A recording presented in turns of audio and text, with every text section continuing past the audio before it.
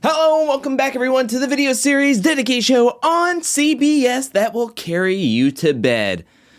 I wish. That's right, we're talking about The Challenge USA Episode 2, and let's start off where last episode left off, and that was Kylan and Azah winning the elimination, getting to rejoin the group as TJ opens up the door to reveal a board with all the names of all the contestants, and he mentions that there's an algorithm that will randomly select the new teams for that week's daily challenge and elimination pairs. Now, as TJ's mentioned, this algorithm is random, and there's no way you could have predicted any of these pairings to be paired up with one another, except maybe Cinco and Cashay. You knew that they would probably be paired up with each other sooner or later because they used to date, and now it's kind of like their ex's thing. How will they work together? So, I mean, that one is kind of like, okay, well, I guess we were going to see it sooner or later.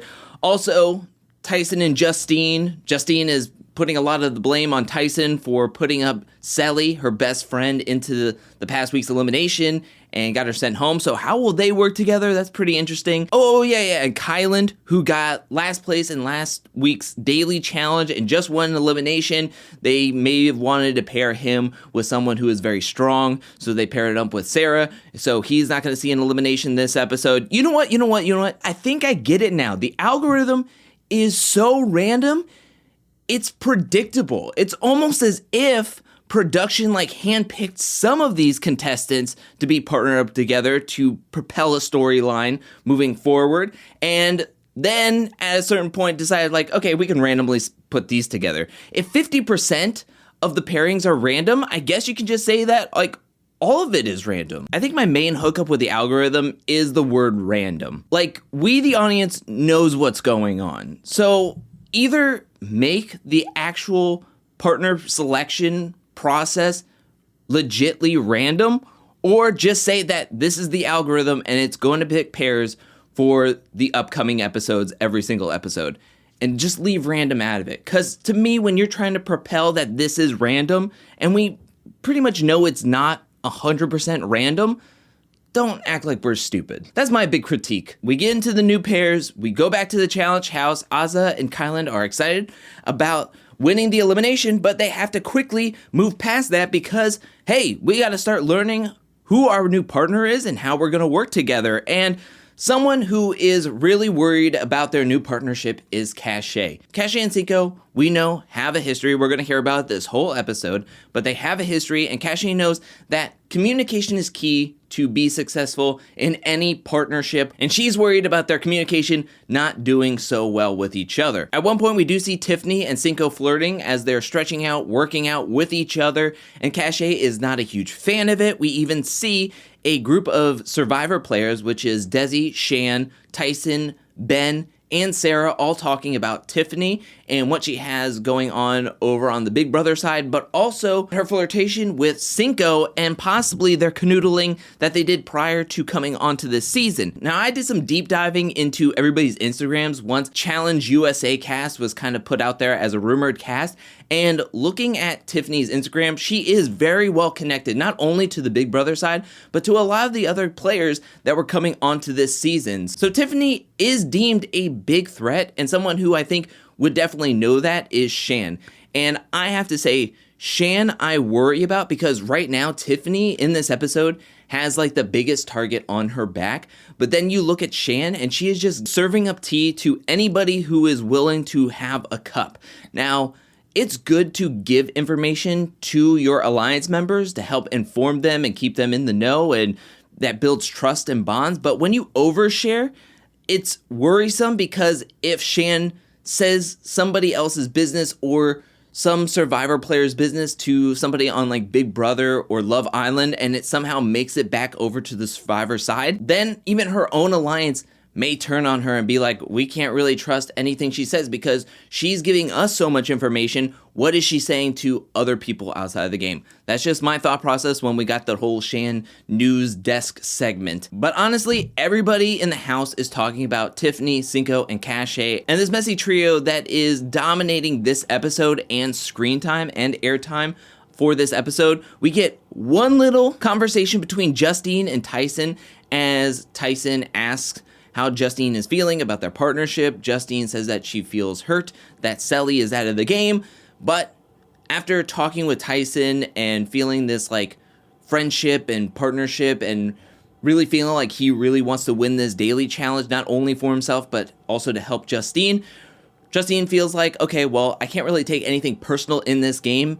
Just because he sent my friend into the elimination and she lost doesn't mean that I need to just really focus and set my whole sights on taking out Tyson when he can help me out in this game. From there, we have everybody dressing up in their challenge gear to meet up with TJ for this week's daily challenge called Yeah Boy!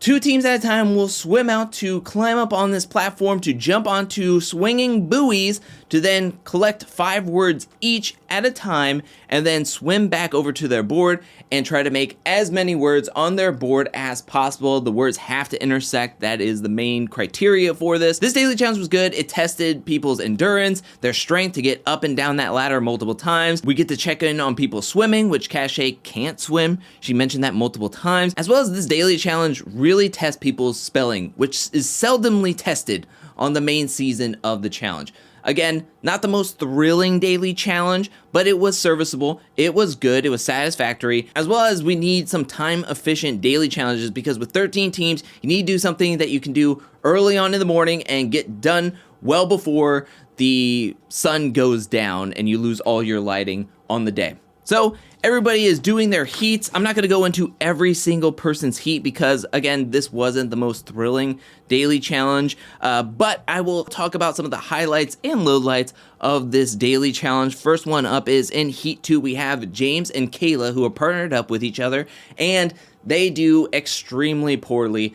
On the edit, we see James get up to the buoy, collect his 5 letters, and then get to his board. Kayla is unable to get to the buoy at all. She tries twice and falls down both times, and then at one point, James jumps, hits the buoy hard, falls hard into the water, and has all the wind knocked out of him.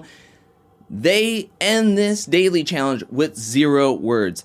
And being in Heat 2, everybody else just knows that they just need to make 1 word. As long as they make 1 word, you're all good. Let's move over to Heat 5 where we have Cinco and Cashay working with each other, and again, Cashay can't swim.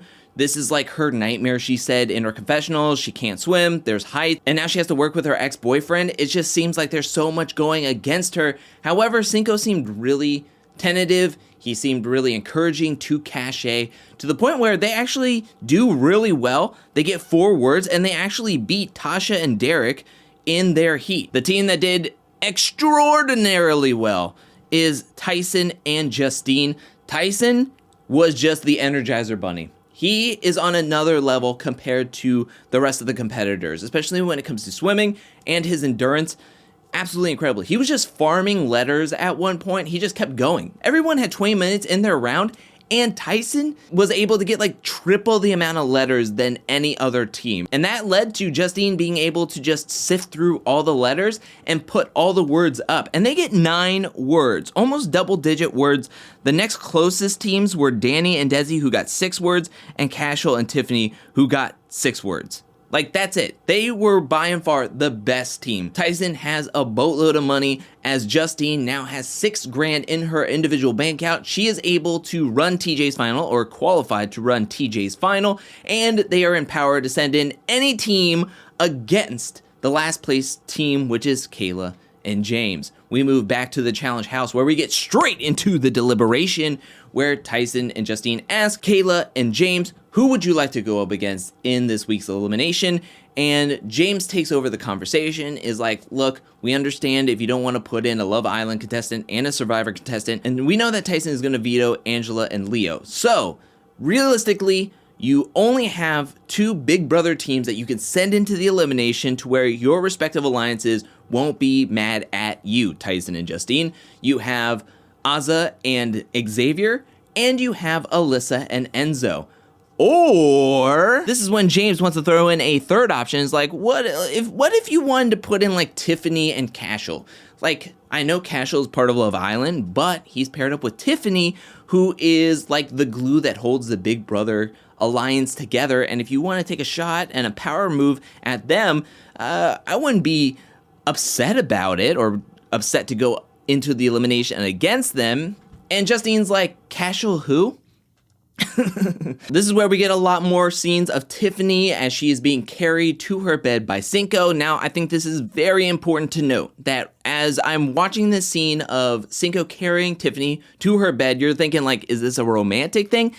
I don't know about that. If you look at Tiffany's shoe, she has a bag of ice tied to one of her shoelaces.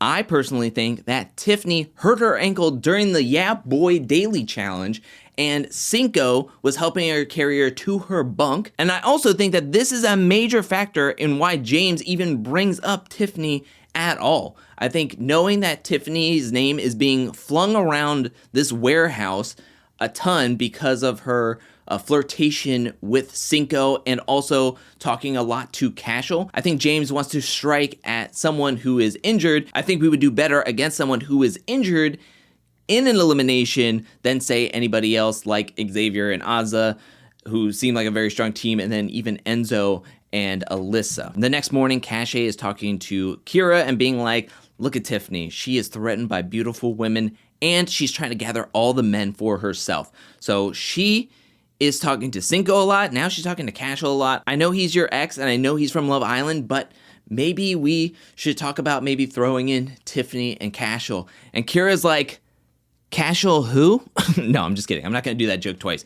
But realistically, Kira's like, I don't give a crap if Cashay's in this game or not. I would rather him be home. So it's no skin off my bones if you're wanting to throw him in or we want to throw him in. Let's push for him to get thrown in. This is where we see a conversation between Tyson and Tiffany, and Tyson is saying that the two teams that are up for possibly going into the elimination this episode is either Xavier and Azah or Alyssa and Enzo, and Tiffany says that's a really tough decision. If you wanted my opinion, I would rather you send in Enzo and Alyssa. Now, this is where I get confused with the editing for this episode. Tyson, we just heard, tell Tiffany that the two teams up for elimination are Xavier and Azah and Alyssa and Enzo. Then we get this editing choice with Alyssa going to talk to Xavier about how Xavier isn't being a good friend because he's not sticking up for Alyssa, and he should do more to keep her out of the elimination. I'm sorry, but what I heard was that the two teams that are up for elimination are Xavier and Azah and Alyssa and Enzo. If Xavier is sticking up for you, that would mean that Xavier and Azah could be in danger. Also, Alyssa in this confessional talks about how, oh, well, we were best friends in the Big Brother house. He lied to me 65 days that we were in the house. And also, I saved him multiple times. If my assessment is true on Big Brother 23 and the cookout was always in power, when did you save him, Alyssa? No, I'm sure you remember correctly. I'm just like thinking like, if the cookout was always in power, when did you save him? Also, he's your best friend that you met in a game that you have to lie in order to win and get yourself all the way to the end to win $750,000. My head hurts every time Alyssa brings up the cookout and the Big Brother experience. Like, for real. I'm not trying to invalidate her experiences or the way she's feeling about her and Xavier's friendship, because I'm sure she felt like it was much stronger and would blow past the whole thing, but she is just taking the Big Brother experience way too personal, at least in the edit that is being shown in the game so far. That's just my opinion on it. It's like, girl, you're taking this way too personal. It was a game that you had to lie in to win money, and Xavier did it, and he played it the best.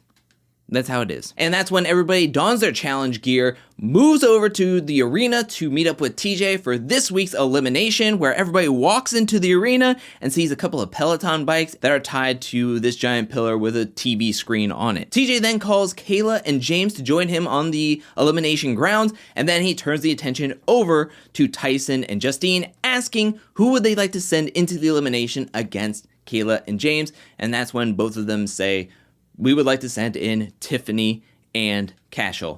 Tiffany and Cashay feel blindsided, but honestly, that's how the cookie crumbles as we move on to this week's elimination called Knowledge is Power, where each team member will get onto their stationary bicycle, have to pedal for who knows how long, to then charge up their battery and show a screen to a code where you have to memorize and replicate that code on your board. The first team to replicate all 3 of their codes wins, gets to stay in this game, wins their opponent's bank account, and then is still in this game to try to win their portion of $500,000. This daily challenge was fine. To me, it didn't really hit the same vibes as Not So Fast. Also, I'm always a proponent for transparency. I want to see the rules. I want to see what makes everything go. And to me, this lacked transparency in the way that, how is this battery charged, right? Like, what is the mechanics to know when you've hit the next level? Like, is it the amount of times you've pedaled, you pumped, the combined pedaling of the group, the RPM that each player has? We even hear Ben in a confessional being like, you have to pedal for who knows how long. But we have in this elimination, James and Kayla is able to get their first code first. However, they don't get a good look at it. And so when they do the code, they only get like half of both lines, and then they have to get back on their bikes and try to get the rest of their first code. Whereas on the opposite end, we have Cashay and Tiffany, who pedal their bikes, get their first code, and get it in one shot. However, that's when James and Kayla find a groove, they find their rhythm, and they actually get done with their first code and even get to their second code before Tiffany and Cashay get to their second code. This is where I would have liked a little bit more transparency or a meter to let us know exactly how far behind Tiffany and Cashay are to Kayla and James in the pedaling. Like, yes, I know that Tiffany was slowing down a bit, but Cashay seemed like he was doing double time to make up for Tiffany's pedaling. And to me, just eyeballing it, I don't know exactly the difference between the two groups pedaling. Is it closer than we think? Is it different? I know that they can't show us the whole elimination or the whole edit. It just seemed like the edit was a little bit jumbled. But anyways, Kayla and James were able to get to their second code, do it all in one strike. Tiffany and Cashay not too far behind, get to their second code, do it in one strike. Even though this was super close up until the end, Kayla and James were able to get to their third code and lock it in, meaning Kayla and James is able to win this elimination. Tiffany and Cashay are getting the boot. They are out of this in week 2. And so now Kayla and James both have 2,000 each in their individual bank account. They get to join the rest of the group as TJ opens up the door to reveal the algorithm, and that's where we leave off for next week's episode, where we'll get the new pairings and then we'll do this whole thing all over again. But that is it for this review and recap for this week's The Challenge USA Episode 2. What do you think about this episode? Let me know down in the comment section below. What do you think about the pairings? What do you think about the algorithm? Also, what do you think about the storyline of Cashay, Cinco, and Tiffany, this messy trio? What do you think about that whole storyline? What do you think about the daily challenge? And do you think Tyson and Justine made the right move by sending in Tiffany and Cashay against Kayla and James? Also, what do you think about this elimination? Let me know anything and everything you felt about this episode down in the comment section below. I want to hear what you have to say. Thank you so much for watching. Also, I want to give a special shout out thank you to everyone who supports me over at patreon.com/angelcakevids. Thank you for your support. Thank you for your generosity. Thank you, thank you, thank you. And thank you to everyone who is watching this video up to this point. I'll be back very, very soon with more Challenge USA content, more challenge content, more content in general. But until then, peace.